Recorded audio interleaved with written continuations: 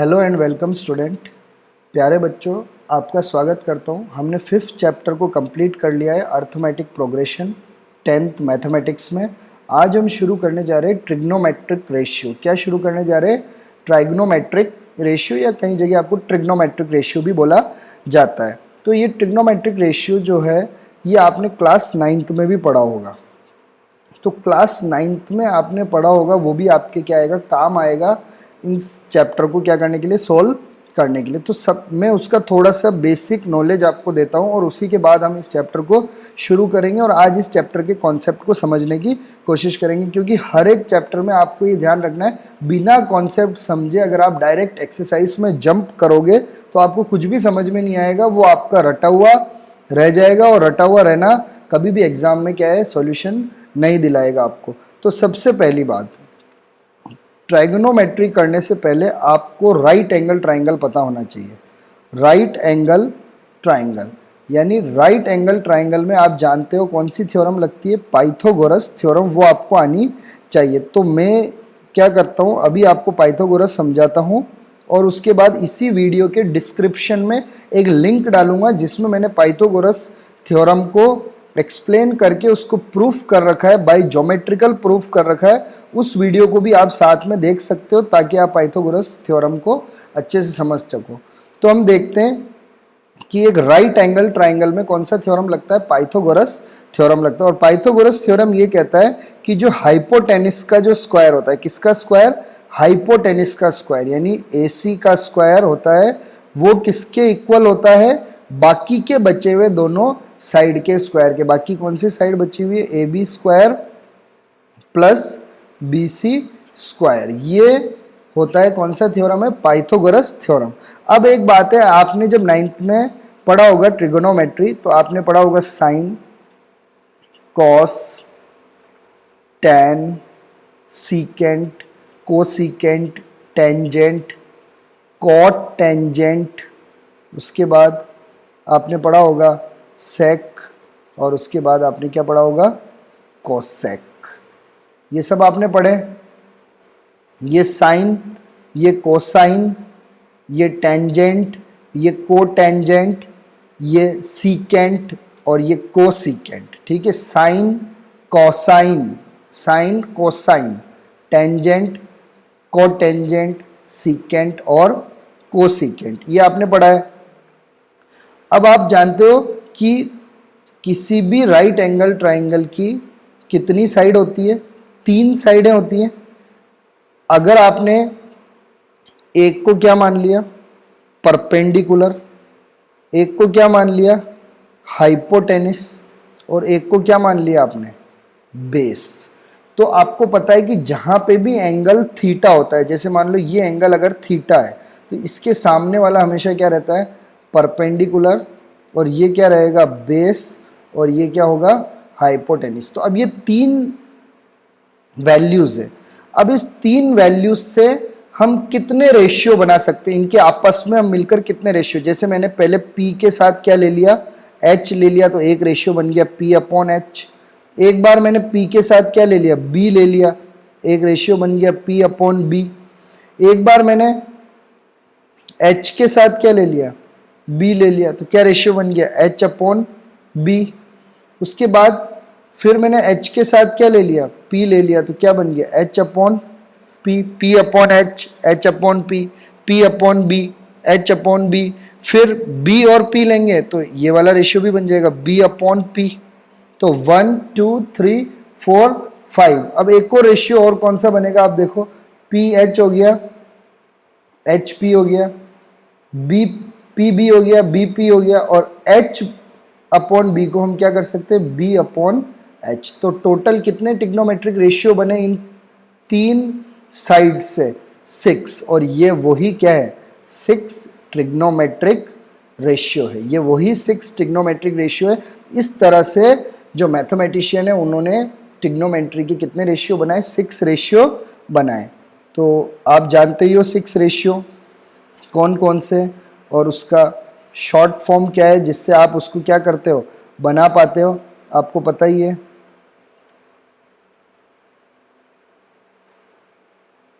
ये PBP HHB। अब देखो इससे कैसे बनेगा, सबसे पहले हम बनाएंगे साइन।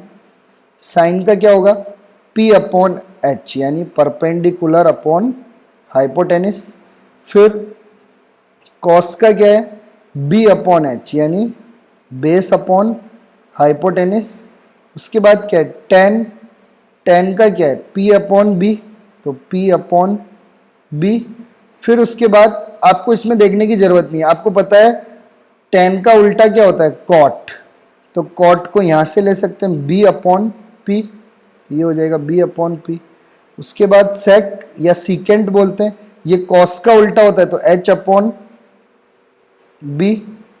और फिर कॉसेक जो साइन का उल्टा होता है तो P अपॉन H की जगह क्या हो जाएगा, H अपॉन P। तो ये इस तरह से ये 6 क्या बने, रेशियो बने। और इन रेशियो को आपका 9th क्लास में पढ़ते हुए आए हो और बहुत सारी चीज़ें इनसे क्या करके आए हो, सॉल्व करके आए हो। तो ये रेशियो इस तरह से ट्रिग्नोमेट्रिक के कितने रेशियो बने, 6 रेशियो बने, sine, cosine, tangent, cotangent, secant और कोसिकेंट। तो ये था आपका बेसिक नॉलेज जो आपने कहाँ पे सीखा था, कौन सी क्लास में, 9th क्लास में। तो अब हम आते हैं हमारे चैप्टर में जो हमारा 10th क्लास में। सबसे पहले इंट्रोडक्शन जो आपने पढ़ रखा है, अब आपको इस चैप्टर में इन स्पेसिफिक एंगल्स की वैल्यू निकालनी है।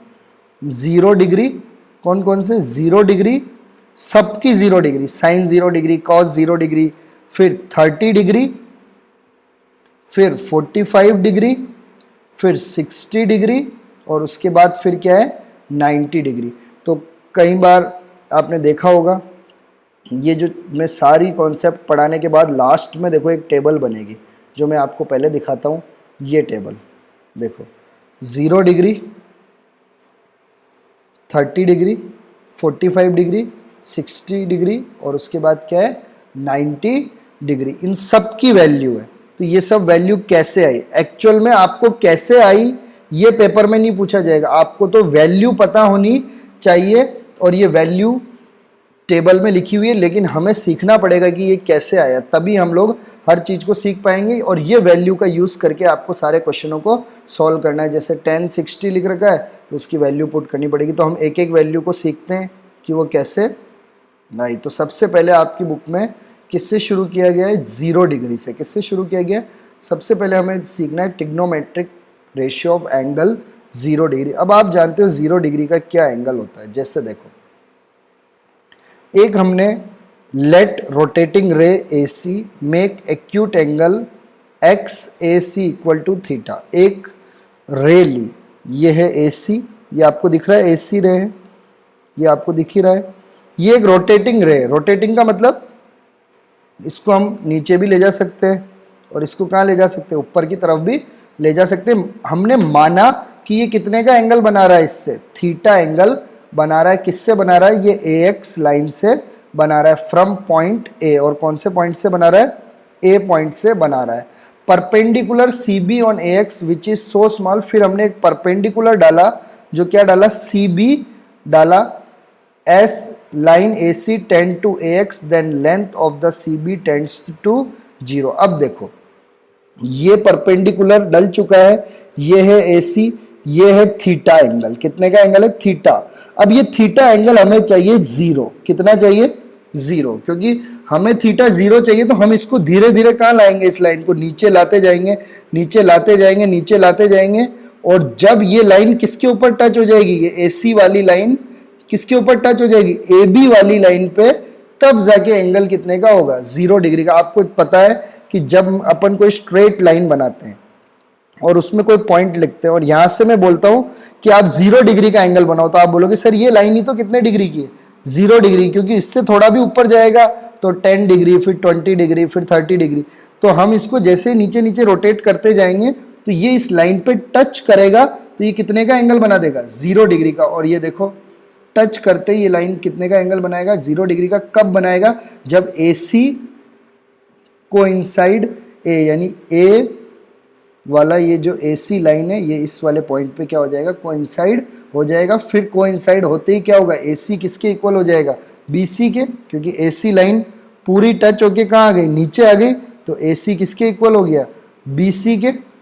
सॉरी AC किसके इक्वल हो गया, AB के, BC के नहीं, AC किसके इक्वल होगा, ये जो AB लाइन है ये उसके इक्वल हो जाएगा। और अब ये BC लाइन कहाँ गई, ये तो गायब ही हो जाएगी। तो आप बोलोगे सर BC लाइन की लेंथ कितनी रह गई, 0 रह गई। तो देखो कितना देर का CB या BC एक ही, इसकी लेंथ कितनी हो जाएगी, क्योंकि आपने रोटेट कर करके इसको नीचे लिया है तो इसकी लेंथ कितनी हो गई, 0। तो अब ये ट्राइंगल में हम इसको एक एक एंगल देखो सॉल्व करेंगे। सबसे पहले देखो साइन 0 डिग्री निकालेंगे हम। कौन सा निकालेंगे, साइन 0 डिग्री। तो साइन क्या होता है आपको पता है, ये है थीटा, तो ये होगा परपेंडिकुलर, ये होगा बेस, और ये क्या होगा, हाइपोटेनिस। तो साइन होता है परपेंडिकुलर अपॉन हाइपोटेनिस, यह हम शॉर्ट में लिख सकते हैं। साइन क्या होगा, परपेंडिकुलर अपॉन हाइपोटेनिस, यानी परपेंडिकुलर क्या है, BC, और अपॉन हाइपोटेनिस क्या है, AC। तो अब साइन की वैल्यू क्या आएगी, BC तो क्या हो गया, 0 हो गया, तो 0 अपॉन AC, और किसी को भी 0 से डिवाइड करते हैं तो क्या आंसर आता है, 0 ही आता है। तो साइन की वैल्यू देखो क्या आ गई, 0। अब हम क्या निकालेंगे, कॉस की वैल्यू, कॉस 0 डिग्री। अब कॉस क्या होता है, देखो बेस अपॉन हाइपोटेनिस, तो बेस क्या है यहाँ पे, AB, और हाइपोटेनिस क्या है, AC। अब आपको पता है AB और AC तो क्या हो गए, इक्वल हो गए, तो AB की जगह भी मैं क्या लिख सकता हूँ, AC। तो AC अपॉन AC, तो AC से AC कैंसिल, कितना आ गया, 1। तो कॉस की वैल्यू क्या आ गई, 1। साइन की वैल्यू क्या आई, 0। कॉस की वैल्यू क्या आ गई, 1।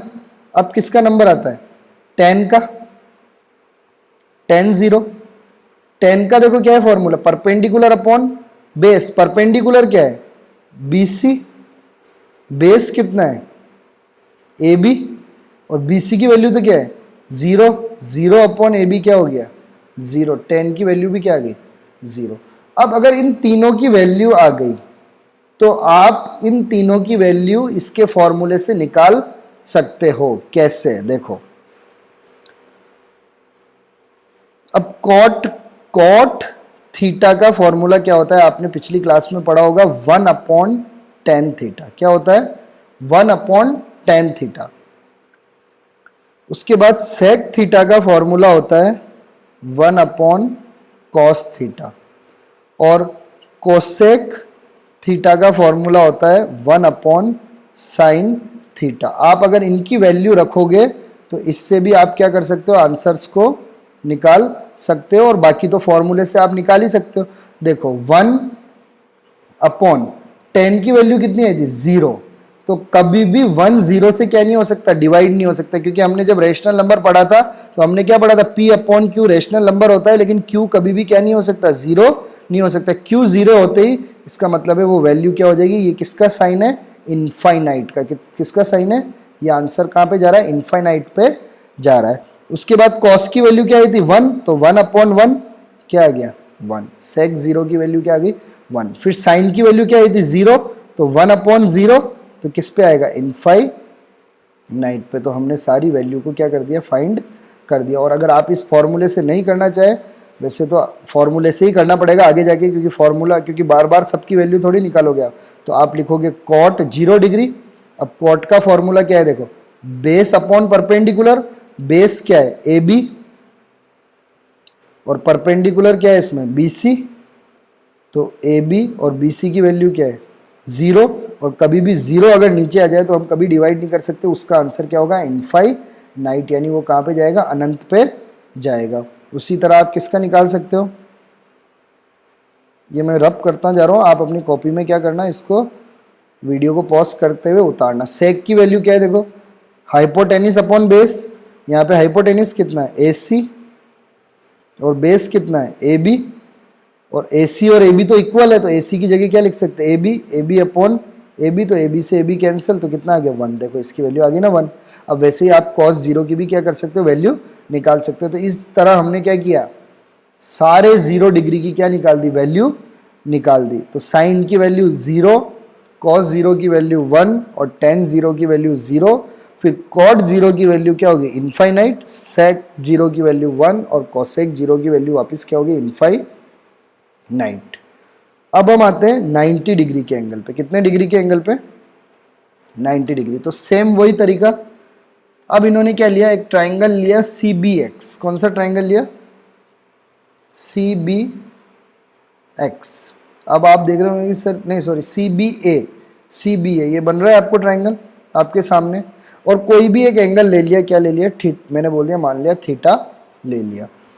Length of CB decreases and point B gets very close to C and theta become equal to 90 degree. अब ये जो AB लाइन है, इसको ये धीरे धीरे इतना पास में लाते गए कि B बिल्कुल किसके टच हो गया, क्लोज में आते आते किसके टच हो गया, C से टच हो गया। और जैसे ही ये C से टच हो जाएगा तो ये कितने का एंगल बनाएगा, 90 डिग्री का एंगल, क्योंकि बिल्कुल स्ट्रेट लाइन हो जाएगी, क्योंकि ये एंगल तो वैसे C कितने का है, 90 का, और ये B को हम क्या मान लें, थीटा मान लेते हैं, और इस B को धीरे धीरे हम पास में लाएंगे और ये C के जैसे ही टच हो जाएगा तो ये कितने का एंगल बनाएगा, 90। इसका मतलब है then B and C will coincide, यानी B और C लाइन बिल्कुल ऐसी एक लाइन बन जाएगी जिसमें A तो ये रहा और B भी इधर ही है और C भी इधर ही है, यानी ये दोनों पॉइंट एक साथ है, तभी ये कितने का एंगल बन रहा है, 90 का। इस केस में ये जो CB है, ये CB की जो लेंथ है वो कितनी हो जाएगी,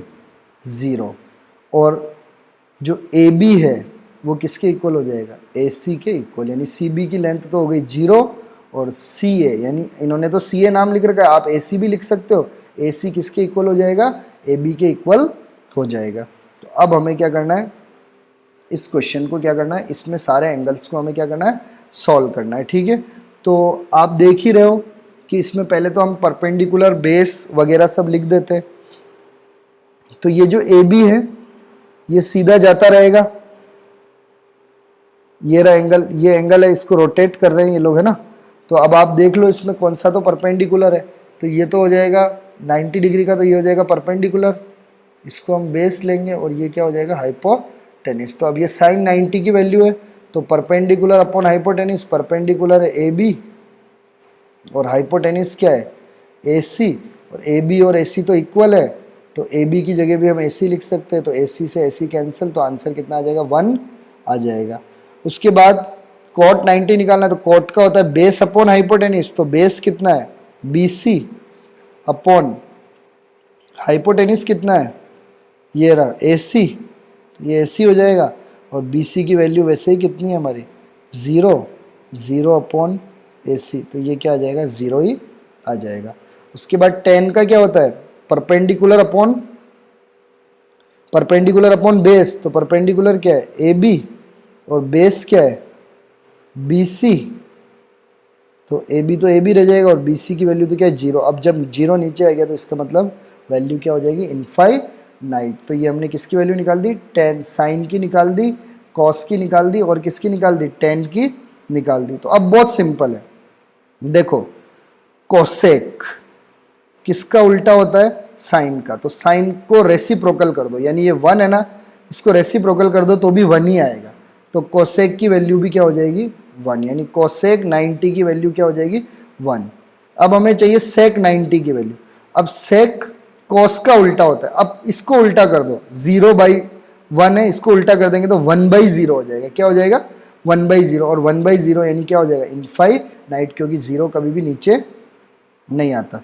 और कॉट 90, अब ये किसका उल्टा होता है, tan का उल्टा होता है, तो इसको, ये इसके भी नीचे 1 है, तो 1/ क्या कर दो, इनफाइनाइट, और जब भी 1/इनफाइनाइट आता है तो वैल्यू क्या हो जाती है, 0 हो जाती है। तो ये कॉट की वैल्यू क्या आ गई, 0, सेक की इनफाइनाइट, और कोसेक की क्या आ गई, 1 आ गई। तो ये हमने वैल्यू को ये आपको रिप्रेजेंट कर रखा है, और इन्होंने ये एंगल्स भी यहाँ पे और भी बना रखे हैं, जैसे धीरे धीरे पहले दूर था, फिर पास में आया, फिर धीरे धीरे और क्या आएगा, पास में आएगा। इस तरह से इन्होंने इसको क्या कर रखा है, डिफाइन कर रखा है ना। तो ये तो सब आपके समझने वाली चीज़ें हैं, बाकी मेन आपको क्या याद करना है, एंगल्स की वैल्यू याद करनी है, तभी आप क्या कर पाओगे, क्वेश्चंस को सॉल्व कर पाओगे, नहीं तो आपका क्वेश्चन क्या नहीं होगा, सॉल्व नहीं होगा, क्योंकि एंगल्स की वैल्यू हमें याद होनी चाहिए कि हर 0 डिग्री में सभी टिग्नोमेट्रिक रेशियो की क्या वैल्यू है, 90 डिग्री में सारी टिग्नोमेट्रिक रेशियो की क्या वैल्यू है, ये वैल्यू हमें क्या होनी चाहिए, लर्न होनी चाहिए, तभी हम लोग क्या कर पाएंगे, इस क्वेश्चंस को सॉल्व कर पाएंगे। नेक्स्ट है 30 डिग्री एंड 60 डिग्री। नेक्स्ट कौन सा है, 30 डिग्री एंड 60 डिग्री, और उसके बाद फिर एक और हमारा रहेगा जो कि कौन सा रहेगा 45 डिग्री। और उसके बाद फिर हम इस टेबल को देखेंगे, और ये टेबल आपको पूरी लर्न होनी चाहिए। बहुत इजी टेबल है, हम लोग इसको आराम से बना सकते हैं। अगर हमें साइन वाली वैल्यू सारी याद है तो हम बाकी की नीचे की टेबल को आराम से बना सकते हैं। उसके बाद हम एक्सरसाइज में जाएंगे, और एक्सरसाइज बहुत ही इजी है। आप जब टेबल याद हो जाएगी तो आप आराम से सारी एक्सरसाइज को क्या कर सकते हो, सॉल्व कर सकते हो। तो सबसे पहले अगला trigonometric ratio of 30 degree and 60 degree है ना। तो आपका आज का वर्क है कि आप 0 डिग्री और 90 डिग्री को क्या करना, समझने की कोशिश करना, और उसको की सारी वैल्यू को आप क्या करना, एक कॉपी में लिख के उसको क्या करना, लर्न करना कि इस तरह 0 डिग्री की वैल्यू आई और इस तरह 90 डिग्री की वैल्यू आई। और अगले वीडियो में हम 30, 60 और 45 को कंप्लीट करके इस टेबल को कंप्लीट करेंगे, और उसके अगले वीडियो में हम एक्सरसाइज में आएंगे। आशा करता हूँ आपको समझ में आया होगा। Thank you for watching.